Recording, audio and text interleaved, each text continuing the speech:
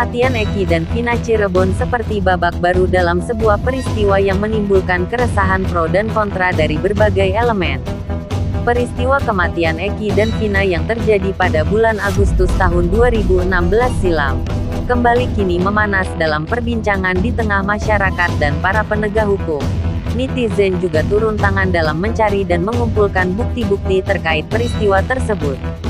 Belum lama belakangan ini, Polda Jawa Barat menggelar rilis terkait penangkapan 1 DPO PGI Setiawan alias Perong beserta barang bukti atas pelaku pembunuhan Eki dan Vina. Kabid Humas Polda Jawa Barat menginformasikan bahwa DPO yang sebelumnya berjumlah 3 orang kini hanya 1 dan 2-nya fiktif. Peristiwa kematian Eki dan Vina ini menimbulkan berbagai perspektif. Kuasa hukum keluarga dari almarhum Vina, pengacara Hotman Paris, merespon cepat angkat bicara terkait rilis yang digelar Polda Jawa Barat. Lantas seperti apakah pendapat kriminolog dan penasihat ahli Polri?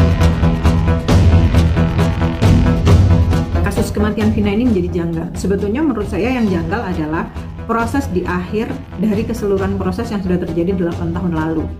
Penanganannya jadi terasa kurang alamiah karena para penegak hukum ini menyelesaikan atau melanjutkan penangkapan setelah ada satu momentum yang disampaikan ke masyarakat dalam bentuk film itu yang mengakibatkan keresahan di masyarakat, ada kegaduhan di masyarakat. Jadi inilah yang membuat kasus ini menjadi kurang alamiah cara penyelesaian. Penegak hukum menyelesaikan yang 8 orang ini tetapi lupa bahwa otaknya itu sebetulnya yang harus segera ditangkap.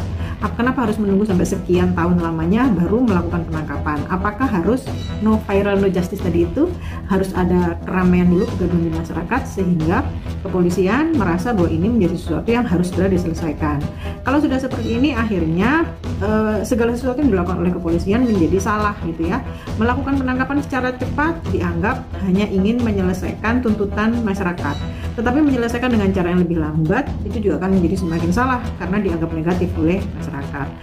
Rilis DPO sengaja tidak diberikan foto atau memang tidak ada identitas yang berbentuk visual sehingga ini menyulitkan masyarakat ketika melakukan komparasi.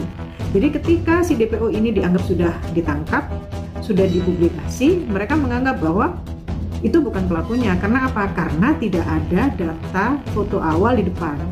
Kalau dari awal sudah menyampaikan seperti itu, kemungkinan ini bisa diminimalisir karena mereka melakukan komparasi terhadap DPO yang sudah tertangkap dengan DPO yang ada di selebaran itu. Tentunya agak rumit ketika kita mau menyampaikan ini salah tangkap atau tidak, karena bagaimanapun juga institusi di kepolisian itu pasti sudah mengumpulkan 2 alat bukti untuk melakukan penangkapan terhadap seseorang, menjadikan mereka tersangka. 2 alat bukti itu bukan main-main. Tetapi ketika ini terjadi salah tangkap, berarti yang harus dipertanyakan adalah apakah 2 alat bukti itu adalah alat bukti yang sebenar-benarnya. Kalau sebenar-benarnya berarti tidak ada salah tangkap. Tapi kalau salah tangkap berarti ada sesuatu yang salah. Apakah prosedurnya salah atau alat buktinya yang memang diada-adakan? Ini yang tahu hanya polisi. Selama saya jadi pengamat polisi mulai dari 50 tahun yang lalu, untuk kali ini sebetulnya itu yang terjadi itu adalah suatu kasus penyidikan, ya, kasus pembunuhan yang sudah selesai, tapi kemudian jadi heboh lagi ketika diputar film yang sangat tidak cocok dengan itu. Rakyat menganggap itu benar, sehingga menganggap polisi waktu itu berbuat tidak benar. Makanya kemudian terjadi protes, ditambah lagi dengan kesaksian dengan orang-orang yang menyangkal dan sebagainya. Yang akhirnya partai besar kesulitan polisi. Belakangan ini ada desakan supaya DPO ditangkap, tapi DPO ditangkap juga timbul lagi proses bahwa itu salah tangkap dan sebagainya. Intinya adalah karena publik tercekoki oleh berita-berita yang simpang siur yang disampaikan dengan orang sepotong-sepotong, akibatnya publik jadi bingung. Jadi Polri tugasnya ya artinya memberikan kejelasan kepada masyarakat apa yang terjadi, yaitu dengan menyidik ini yang kelanjutan ini dengan sungguh-sungguh, dengan cepat, dengan benar untuk membuktikan apakah DPO ini betul-betul bisa jadi tersangka lagi dimasukkan ke pengadilan atau dia tidak cukup bukti dan kemudian dengan polisi kerja dengan transparan itu mendapatkan informasi apapun untuk demi selesainya kasus ini dengan baik. Saya kira itu, jadi himbauan saya pada masyarakat, tolong tidak mudah terkecoh ya oleh berita-berita yang menohok polisi ataupun menuduh bahwa tugas itu tidak benar. Itu yang masa lalu. Dan Nah. polisi memang belum semuanya baik ya. Tapi kalau polisi itu sudah berusaha baik, ya tolong jangan ganti. Tapi kalau mau diinvestigasi harus ilmunya. Penyidikan polisinya, jaksanya bagaimana, pengadilan bagaimana, sampai pada hukumnya bagaimana, itu harus dilihat semuanya. Kalau memang mau gitu ya dilihat itu demi perbaikan hukum. Tapi kalau cuma investigasi penyidik. Lantas bagaimana tanggapan praktisi hukum? Melihat dalam peristiwa kematian Eki dan Vina yang terus menjadi sorotan publik seakan penuh teka-teki. Lantas bagaimana pula dalam penegakan hukum yang berlaku di negara Indonesia ini dan siapa yang harus bertanggung jawab atas peristiwa tersebut? Rakyat melihat ada yang tidak beres dalam pengungkapan kasus kematian Vina dan Eki. Karena itu maka dari simpati masyarakat yang begitu tinggi, lalu kemudian polisi bergerak cepat dan bahkan sudah menangkap DPO, maka saya ingin masyarakat menunggu hasil dari penangkapan Peggy Setiawan, bahwa pelaku pembunuhan Vina dan Eki adalah 9, bukan 11, bukan 8. Kenapa saya katakan itu? Karena saya sudah berkomunikasi dengan penyidik di Polda Jabar dan juga saya mendalami dan mempelajari informasi yang berkembang. Judul besarnya, Peggy ini ditangkap karena DPO, pembunuhan Vina dan Eki. Tapi pengacaranya mengatakan ini murni kecelakaan tunggal. Jadi kalau begitu, siapa pelaku pembunuhan itu? Dan kalau dia kecelakaan tunggal, penyebab kecelakaan tunggalnya apa? Apakah mereka dalam keadaan mabuk atau murni pacaran, peluk-pelukan sehingga mereka nggak tahu kalau itu misalnya jalan sehingga mereka tabrak. Tapi yang aneh, handphonenya tidak rusak, sepeda motornya tidak rusak. Nah, jadi ini menjadi kemana-mana. Makanya saya mendorong agar penyidik Polda Jabar merangkai kembali, melihat petunjuk. Ada pengakuan bahwa yang 3 DPO setidaknya mengkerucut menjadi 1 dan sudah ditangkap. Berikutnya, kalau sudah ditangkap, maka polisi harus bergerak cepat untuk membawa kasus ini ke kejaksaan. Saya lihat bahwa kejaksaan sudah menyiapkan 6 jaksa. Kejaksaan Tinggi Jawa Barat sudah menyiapkan 6 DPO untuk memproses ini. Ini bagus. Kemudian sampai ke persidangan, P21 dituntut dan diponis. Baru kelihatan nanti rangkaian berikutnya. Kemudian ada yang terpotong di sini. Pengacara awal, Saudara Yosi Ahdan, itu sudah komunikasi dengan saya bahwa di awal ini berjalan normal. Tapi kok di ujung ini ada yang mencabut BAP, ada yang merubah BAP. Nah, ada diduga oknum pengacara berinisial JN. Ini harus diperiksa. Karena diduga kalau itu benar dia melakukan obstruction of justice.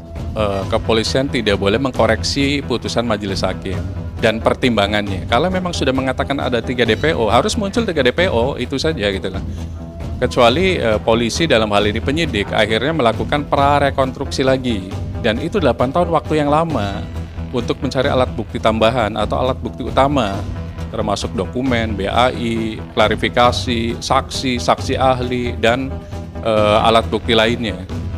Jadi dari awal memang kalau saya sih lihat ada hal yang berbeda dengan hukum acara yang kita jalani di Indonesia yang menganut era continental justice system seperti Belanda ataupun Perancis gitu.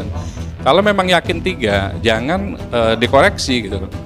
Terlepas misalnya fiktif atau kurang alat bukti dan lain-lain, kejar saksinya. Kalau memang yakin, tangkap, masukkan ke kejaksaan untuk diproses berikutnya di pengadilan. Jadi yakin nggak polisi? Kalau memang yakin lanjut, kalau memang nggak yakin ya memang agak susah gitu lah. Jadi sekarang hak prerogatif polisi mengatakan 1 DPO sudah ditangkap, 2 DPO dikoreksi. Ini sebenarnya harus segera diselesaikan karena sudah terlalu lama. Prosesnya sudah terlalu lama. Kemudian apakah ada alat bukti yang bisa dikorek kembali gitu loh, dicari kembali? Belum tentu ada juga. Jadi segera saja kalau memang polisi sudah yakin dengan Peggy, serah terimakan kejaksaan. Jangan sampai kasus ini akan membuat polemik, karena sebentar lagi ada namanya pilkada serentak termasuk Cirebon dan Indramayu.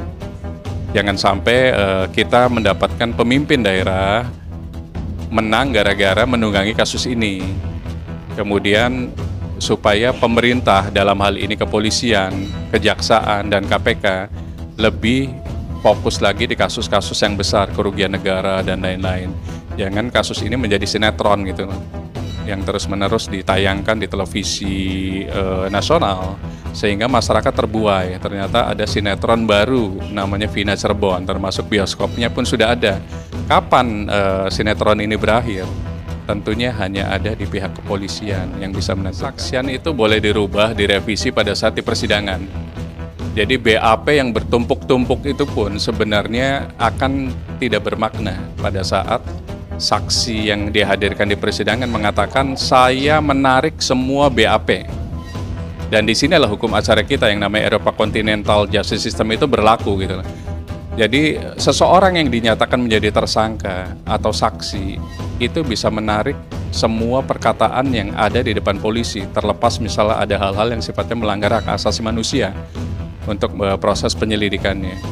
Jadi kesaksian apapun berubah, tadinya A menjadi kesaksian B tidak tahu, atau kebalikan lagi menjadi tahu bahwa dia melihat Peggy di tindak pidana tersebut, lokusnya di Cirebon tersebut di samping SMP 11 tadi, itu sah-sah saja, masih boleh kok berubah-ubah.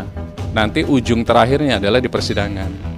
Makanya persidangan itu adalah uji materi dari sebuah pertempuran antara jaksa penuntut umum dengan kuasa hukum dari terdakwa. Karena boleh saksi berubah, saksi ahli mengatakan boleh, saksi ahli mengatakan tidak, atau saksi fakta dari jaksa penuntut umum berubah lagi, menarik BAP, boleh-boleh saja.